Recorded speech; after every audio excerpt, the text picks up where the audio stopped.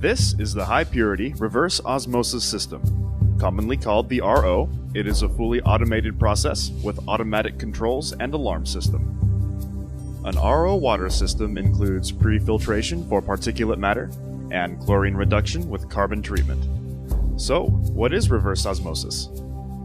To best understand reverse osmosis, let's first look at normal osmosis. To illustrate, imagine a semi-permeable membrane with fresh water on one side and concentrated solution on the other, such as salt water. If normal osmosis takes place, the fresh water will pass through the membrane to dilute the concentrated solution. In reverse osmosis, pressure is exerted on the side with the concentrated solution to force the water molecules through the membrane to the freshwater side. This retains the salt to give us salt-free water. Particulate filtration at 5 microns is the first step in the treatment process. This filter ensures that all particulate matter is removed prior to the next step of filtration, as well as less long-term maintenance of the RO membranes. Reverse osmosis is sensitive to oxidizers such as chlorine, typically found in all city water sources. Therefore, the process and water RO water system includes granular activated carbon, commonly called GAC. The GAC is an absorbent and will reduce the levels of chlorine being sent to the RO membranes. The effluent of the carbon column passes through a higher micron capture filter to capture any carbon fines that may have been released from the vessel.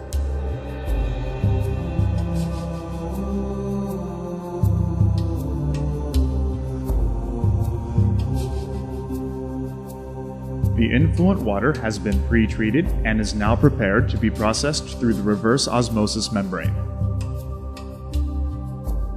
As the water passes through the RO membrane, there is a low pressure switch to protect the pump against low inlet flow or pressure.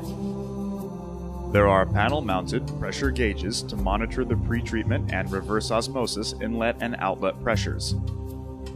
The neighboring control panel is used to monitor water quality and facilitate operational functions. There are 3 streams that exit the reverse osmosis process. The permeate water, which is the clean, filtered, or product water, passes through the permeate flow meter and is sent to the product water storage tank.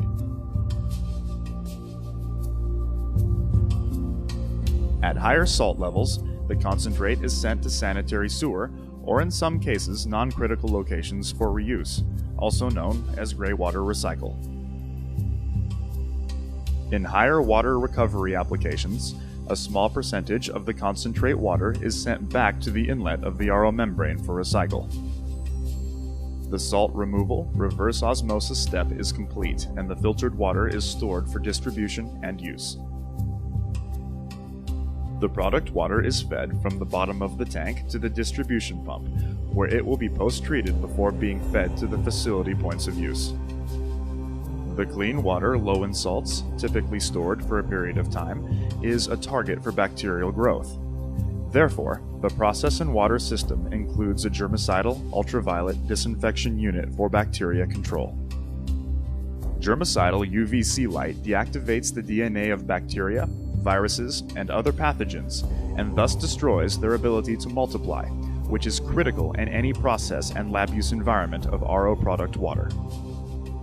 The UV-treated water is passed through a final filter, usually sub-micron, to filter any organic or non-organic matter from the subsequent ultraviolet treatment.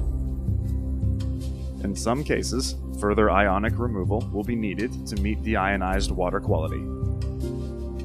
If this is required, Process and Water implements a DI polishing bed containing strong acid cation and strong basic anion resins to remove all remaining ionic constituents in the water. The product water has been post-treated and is ready to be sent to the points of use.